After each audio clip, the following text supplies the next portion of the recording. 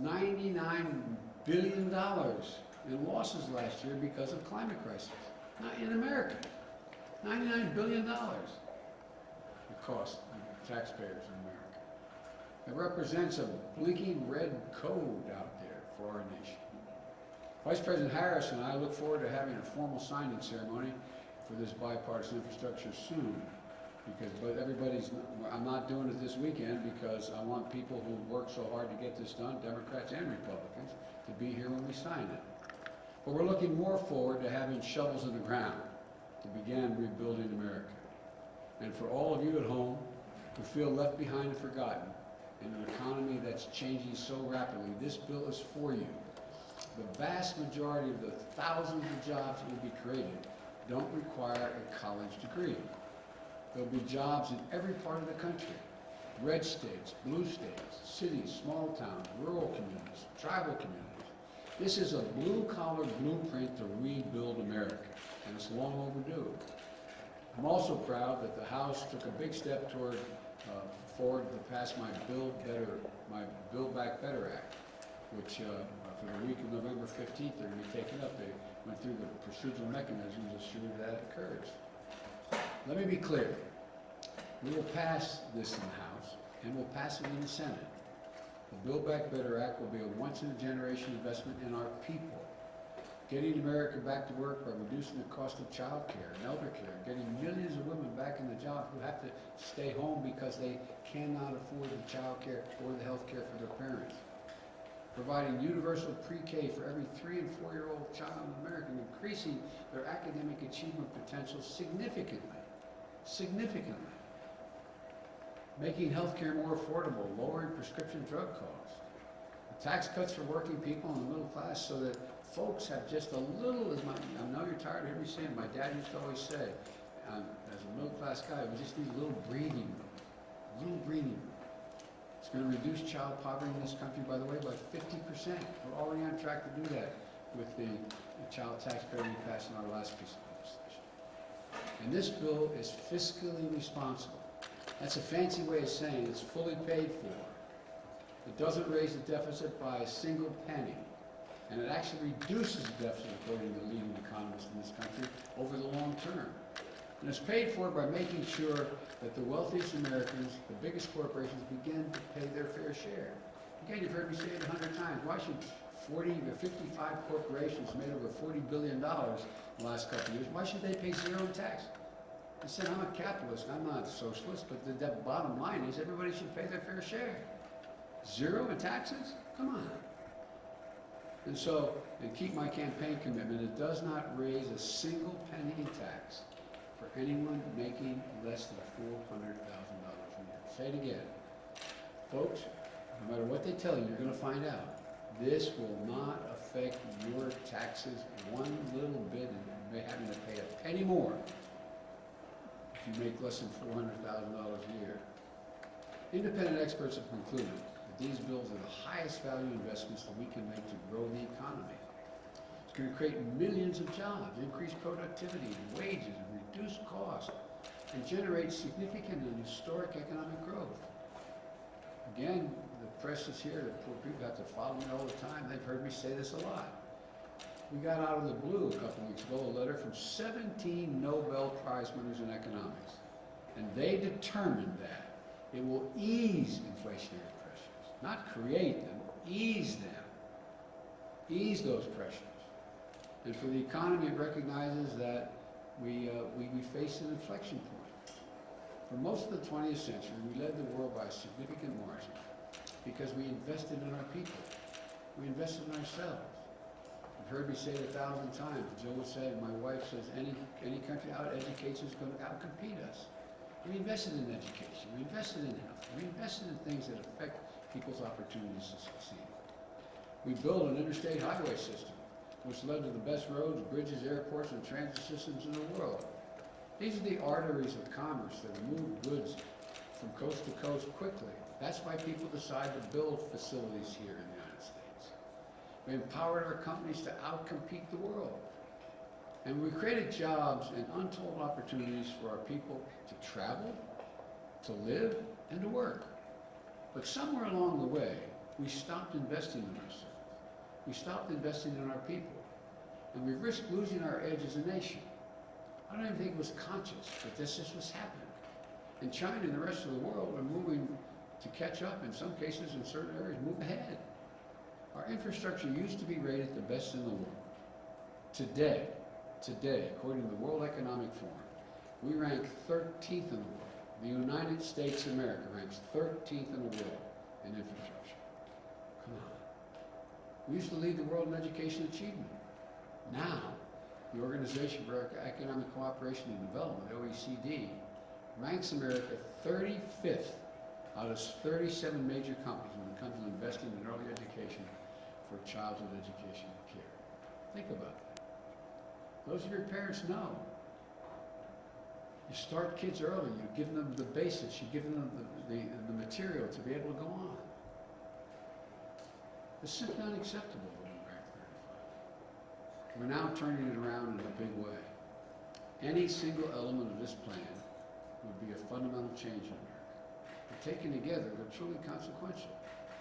Again, I will have more to say about this soon, but when we have the bill signing, I'll be able to thank everyone in the Senate and the House for their leadership. I hesitate to start now, I'll leave somebody out, and I want to make sure everybody who's a part of this gets credit for it.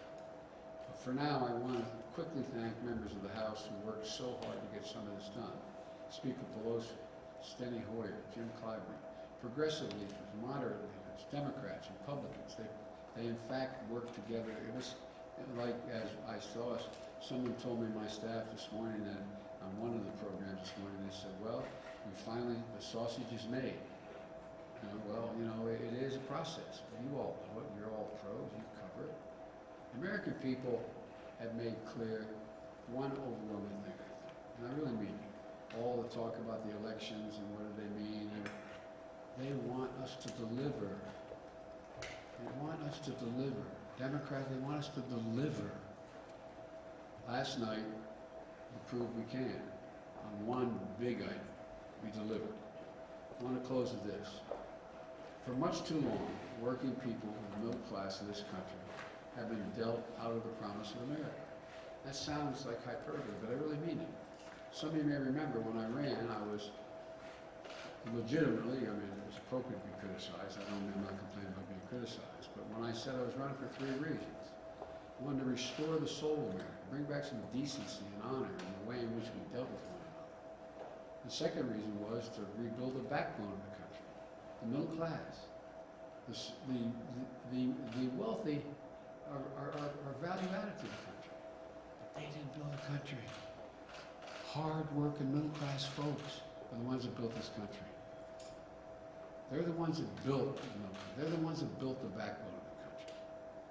And what I decided to do was I said we have to begin to build the economy from the bottom up and the middle out.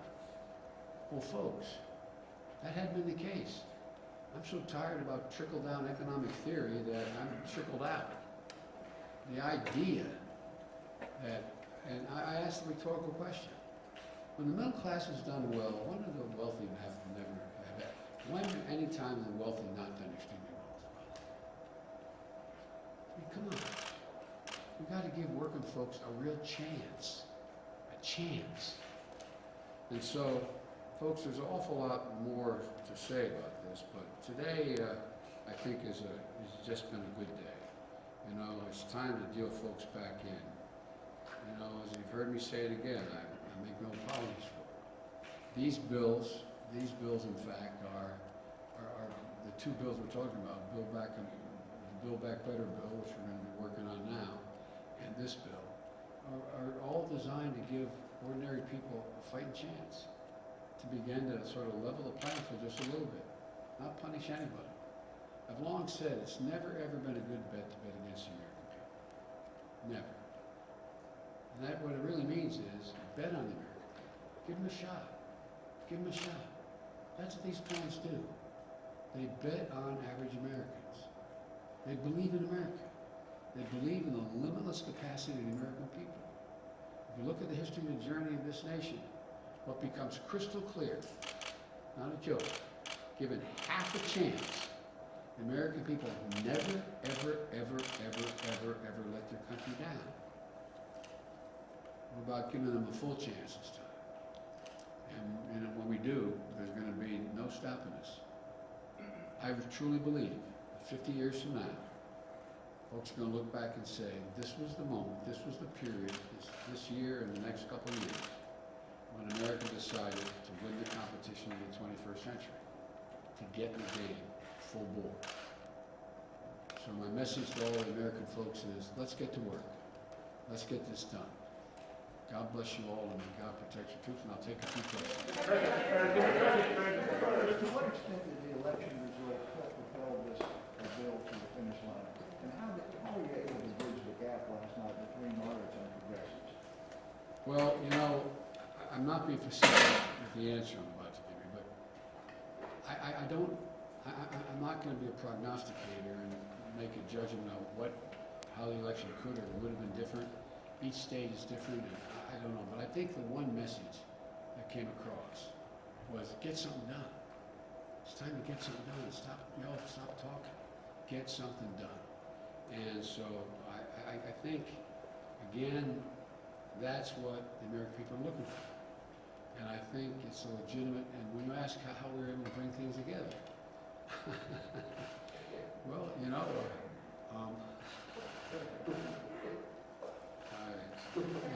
look, all kidding aside, I believe everybody in the process is entitled to be treated with respect. And I've been doing this kind of thing, doesn't mean it's not all me, but I've been doing this thing my whole life. I've been able in the Senate to put things together when people say they couldn't be put together, just by making the overwhelming point that you can't have all you want. It's a process. There's no one piece of legislation that's going to solve everybody's problems. So I spent a lot of time, as you probably heard, with a lot of people, both political parties and within my party, saying, look, if we move on what's here in this bill, that is the infrastructure bill, it is a game changer in a half a dozen ways. The fact that it has too much of what you don't want and more than you, and not enough of what you don't want, just let's be reasonable. Let's take a look at this. Let's do what we all agree at a minimum is in the interest of the American people, and if you want to add more, we can fight about it later. If you want to subtract something. I've never voted for a major piece of legislation, an omnibus bill, that I was for every piece of it. People say, well, how do I explain this? I said, well, you explain to the American, your constituency, and I'm not telling you how to do it, but you go home and say, this is what it did. It had one piece in here, there's not enough money for this, or there's too much money for that, but overall, this has been a gigantic benefit to my congressional district. And so I spent a lot of time taking questions from both, and by the way, everybody at the end of the day, I have to admit, dealt with me fairly. I mean, they were,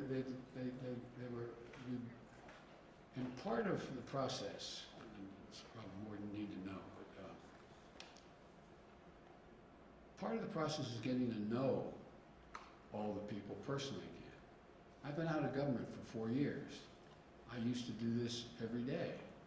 I used to know about everybody's district I was working with when I was vice president. I know them and call up and say, hey, Charlie or Harry or Mary. And so it's getting to know a lot of these people, to build trust. Because everything I say I'm going to try to do, I will try to do. And I think that's also part of the process. And so hopefully it can continue. Mr. President, you just alluded to it there, Mr. President. 2 questions. You are arguably the most legislatively experienced president we've ever seen, but to get this first agenda item over the finish line, you need Republican votes. Sure. You are not going to have Republican votes, though, for your Buildback Better agenda. Isn't it doomed? And then my second question, Mr. President, OPEC Plus has snubbed your call to pump more oil. When will you respond with an SPR release? Well, first of all, I'm not anticipating that OPEC would respond, that Russia and or Saudi Arabia would respond. They're going to pump some more oil.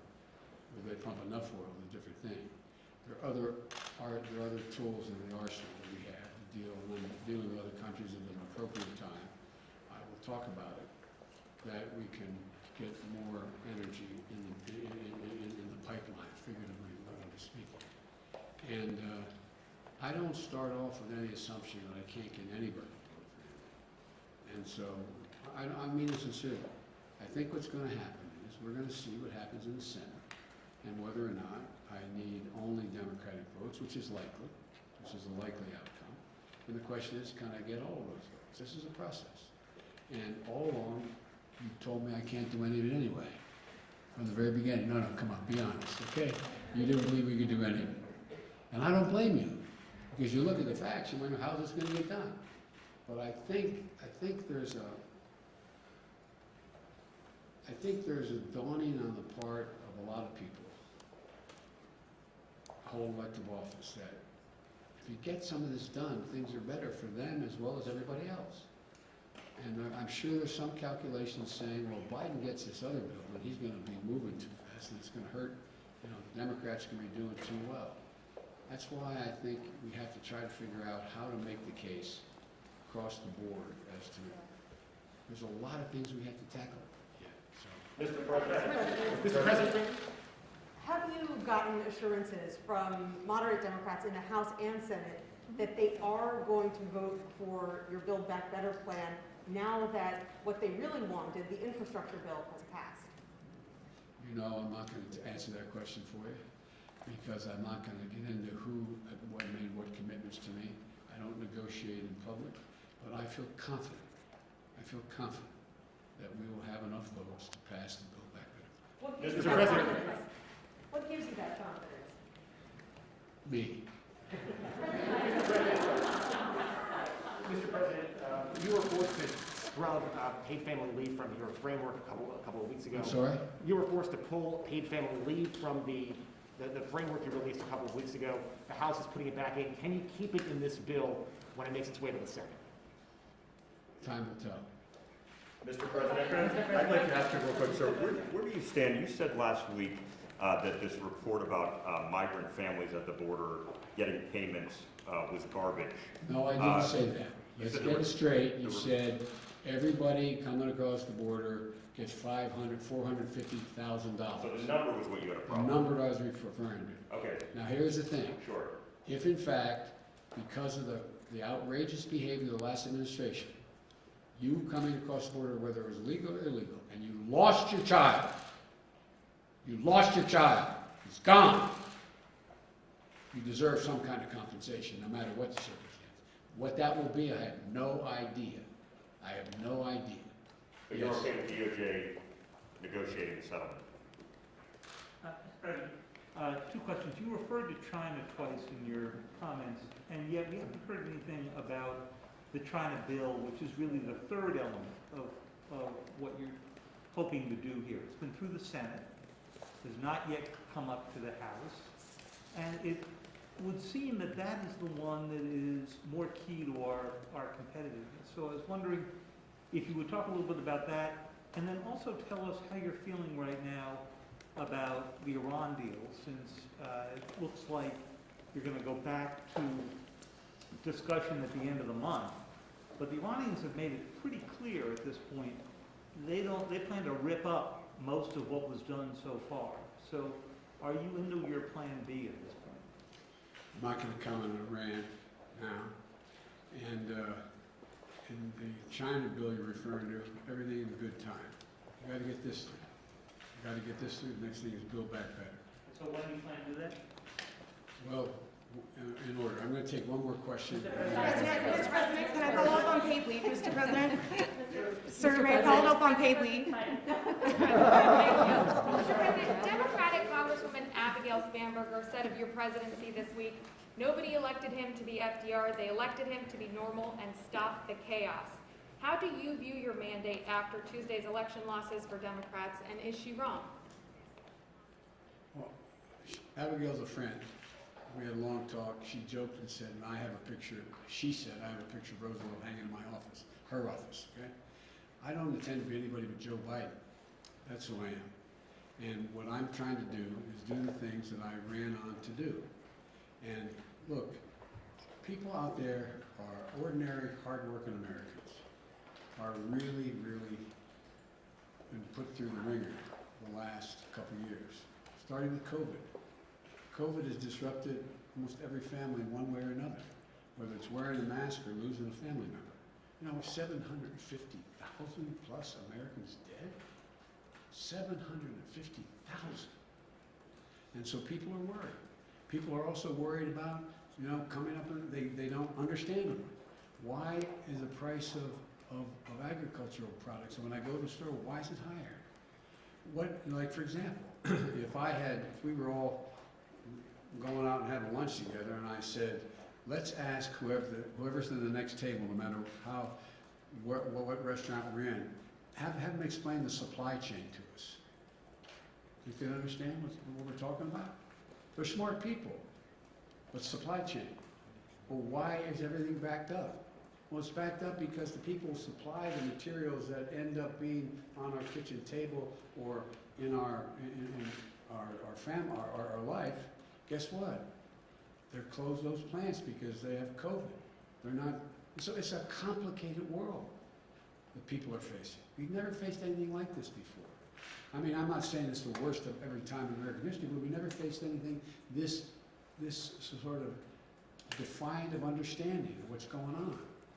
And you can understand why people are upset. And whether you have a PhD or you're working, you know, in a restaurant, it's confusing. And so people are understandably worried. They're worried. And so all I can say is what I'm going to try to do is explain to the American people as best I can. And by the way, you all write for a living. I haven't seen any one of you explain the supply chain very well. No, I'm not being critical. I'm being deadly earnest. When your editor says, explain the supply chain. Okay? Lots of luck in your senior years, my coach used to say. But I sincerely mean it. This is a confusing time. Confusing time. Think of all those children who may have lost more than a year of education by only being out one semester. Think of all that's going on in terms of access to everything from when you go back to college, if you're in college, you go back to college, where you have to wear your mask, or who's your roommate? I mean, this is a confusing moment.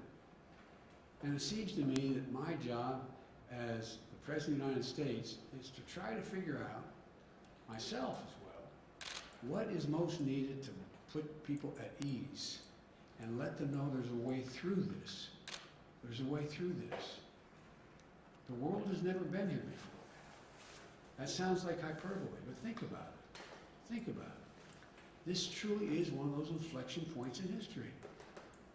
All the pieces of the board are moving, both in terms of the relationships among and between nations, as well as the pieces of what employment future people have.